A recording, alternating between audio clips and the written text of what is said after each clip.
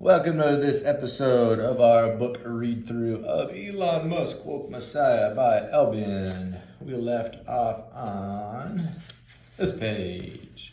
And it starts with a poem entitled, Behind My Eyes. And it reads, I close the eyes upon my face and stare into the blackest space. I turn the thoughts off in my mind and let my body slowly unwind. And as the blankness engulfs my brain, I feel the angst inside me drain. I think he's had other poems or blurbs about this, that, kind of like turning off your senses and tuning yourself into kind of just your thoughts and the nothingness of your brain, like that. Below that it reads, how many fingernail particles have been snorted due to scratch and sniff stickers? And then parentheses, it says over 100. I'm sure it's way over 100. But yeah, that's, I guess, something when he talks about scale, something you don't think about because you can't see. But when you put it in that, use that verbiage, it's kind of weird. Below that is an Elon Musk quote that reads, the first step is to establish something is possible, then probability will occur. So establish something is possible, then probability will occur. So if you figure something is possible, then what does that mean? The market or people will make it happen? Then so the first is that something is possible, then probability will occur. Yeah, I mean, it's not gonna happen if it can't happen, but if you verify that it can happen, then the chance of it happening will then come into play.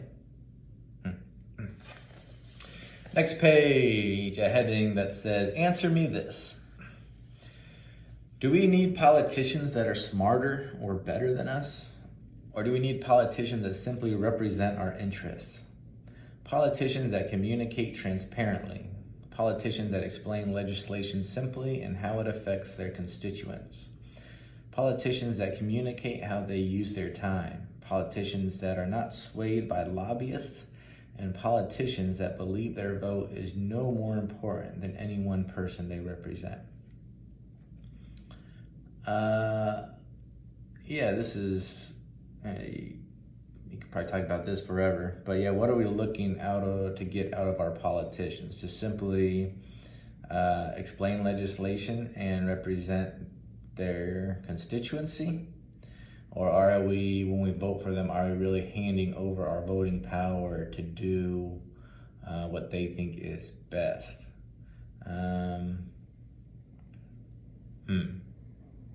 It'd be nice, I mean, you could always work on transparency, that would be nice.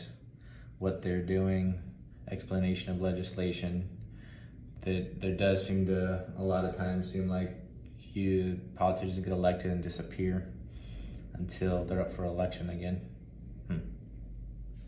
Below that is the LBM blurb from 2043, and it reads, government is made up of great men and shady characters. Those born to lead their fellow man, strong and determined. Those born to take advantage of those around them. Two ends of the same spectrum, clustered for common causes. A constant pull, a constant struggle to satisfy such men. The best candidates for government are those who never apply. Those motivated by neither power or prestige, humble and sincere. Government needs to learn to serve the populace, not direct. To be a tool, not an entity, independent of society. I mean, that's probably every segment of society. You got the good and bad people making it up.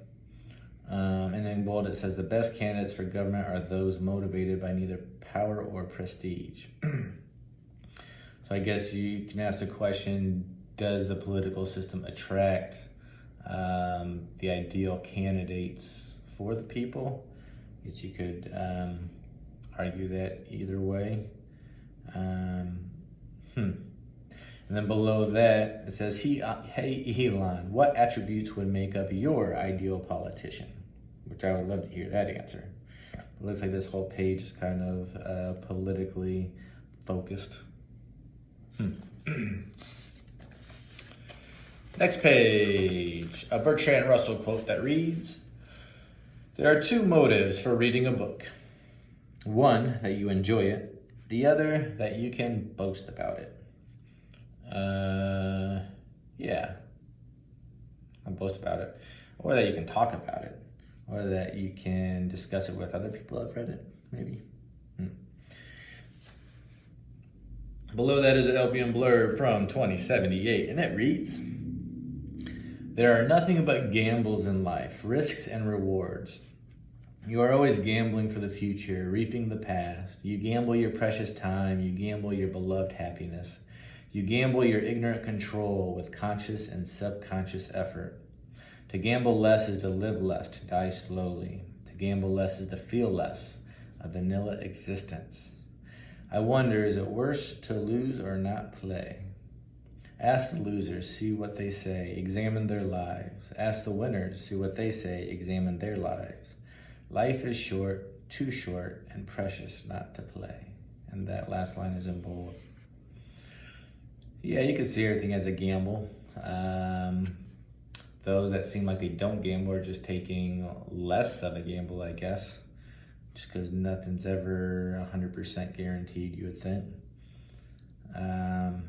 Yeah, and everyone kind of has a different feel on, you would, I guess, would have a different penchant for gambling, or how much risk they're willing to take, and how much reward they think they're going to get out of it. After that is a poem that reads, I like to think of worlds far away, who lives there and what they say, what they think and what they do if they saw you, what they love and what they fear, and if any of them are here.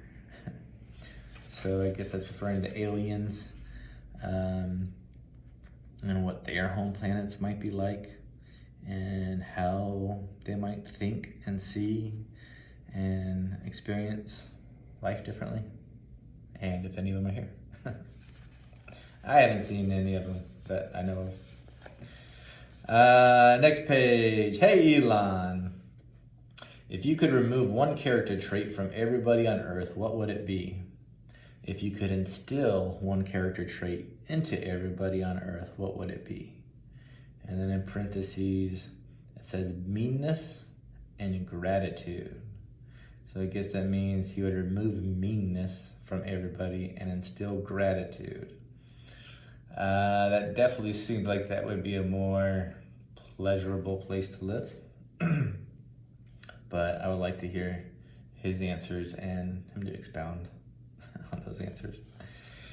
Next we have an Albion blurb from 2066, and it reads, at times I wonder if nature is God, divine environment, so evolved and complex in its simplicity, a heavenly attribute, so efficient and wise in ways we understand not.